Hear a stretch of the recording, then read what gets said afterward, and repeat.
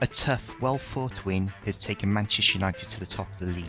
The last time they were top this deep into the season was in Sir Alex Ferguson's last season as United manager. The golfing class was huge in the second half, so on the whiteboard I'm going to concentrate on how Burnley disrupted United's fluency in the first half and what United did in the second half to turn things around. Let's go to the whiteboard. Burnley lined up 4-4-2, but it was their tactics within this formation that disrupted United's fluency in the first half. To stop United playing through the lines and getting goal side of their midfield, Burnley played with a narrow midfield, outnumbering United in the middle of the park. Burnley's back four pushed up the pitch, playing with a high line to squeeze the space between the lines, and Burnley's front men would press Maguire and Bailly to stop the entry point into midfield, forcing the ball to be played out wide.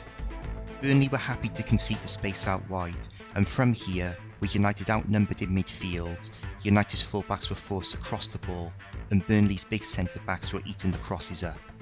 Going to screenshots of the game, with Maguire on the ball, you can see how Burnley have compacted the middle third of the pitch with their narrow midfield and high defensive line. With no forward passing options on, Maguire is forced to play the ball out to Shaw, where Burnley conceded the space.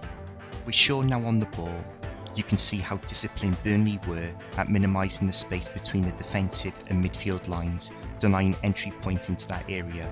Shaw is forced to play across into the box, and Mee eats it up. This next situation shows how difficult it was for United to play through the lines when they attempted to. The ball is with Bailly, and you can see that Wan-Bissaka this time has the space that Burnley were conceding out wide. On this occasion, Bailly decides not to play the ball out wide, but instead puts the ball at risk by playing an ambitious pass through to Fernandes. Bailly plays a good through ball to Fernandes, but you can see that he is instantly swamped by Burnley's narrow midfield.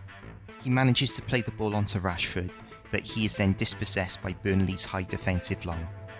But in the second half, United tweaked their tactics to get some fluency into their game.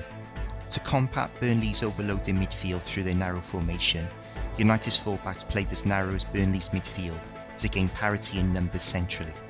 This forced Burnley's midfield to engage United's fullbacks when they had the ball, which fractured Burnley's midfield line, creating space between the lines, and United were able to play more penetrating forward passes and get goal side of Burnley's midfield defensive line. Going to screenshots of the game, you can see how narrow United's fullbacks are and how it forced Brady to step out of the midfield line to engage Wan-Bissaka, leaving space in behind that Fernandes has now occupied.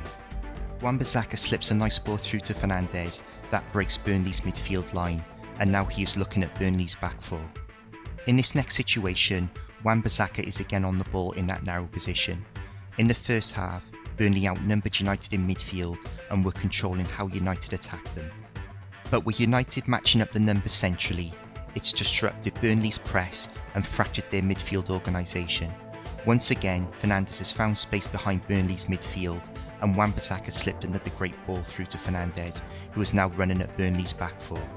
In the second half, through United matching up Burnley's numbers in midfield, United were able to disrupt Burnley's defensive game plan and play more progressive passes and speed up their game, which ran the legs off Burnley quite early in the second half. With the Liverpool game in mind, in previous videos I have analysed how bad Wan-Bissaka is at defending balls to the back post from United's left hand side. His positioning is suspect and he's awful in the air, and Burnley went for him. Burnley took every chance they had to play the ball into the air towards Wan-Bissaka, and he really struggled to defend them. Liverpool won't be as obvious or direct in exploiting United's right hand side, but expect Alexander-Arnold to ping crosses to the back post with an overload of a decent header in Mane getting in between Wan-Bissaka and Bailly, and Robertson sneaking into the box on Wan-Bissaka's blind side. The Devils' verdict is, I was really impressed with how United turned the game around in the second half and the tactics they employed to do it.